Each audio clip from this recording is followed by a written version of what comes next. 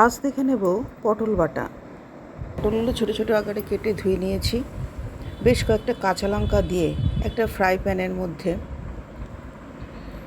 Half cup জল দিয়ে বসিয়ে দিলাম সিদ্ধ হওয়ার জন্য 10 মিনিটের জন্য। 10 মিনিট পর ঢাকনা খুলে যখন জলটা শুকিয়ে গেছে তখন সেটাকে ঠান্ডা করে মিক্সিং বোলের মধ্যে নিয়ে নিলাম, দিয়ে ভালো করে বেটে নেব। এদিকে প্যানের মধ্যে পরিমাণ মতো তেল দিয়ে তাতে কালো জিরে, শুকনো লঙ্কা আর একটু হিং ফোড়ন দিয়ে বাটা পটলটা দিয়ে দিলাম।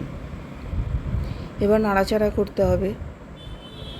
নাড়াচাড়া করার পর দিয়ে দিলাম পরিমাণ মতো নুন, হলুদ, মিষ্টি। এখানে আপনারা হলুদটা স্কিপ করতেই পারেন যাতে সবুজের আভাটা থাকে।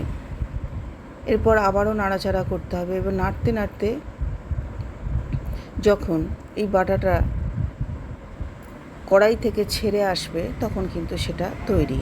এইভাবেই তৈরি হয়ে গেল পটল বাটা। দেখুন আমি প্লেটিং করে নিয়েছি এবং খেয়েও দেখেছি ভালোই হয়েছে।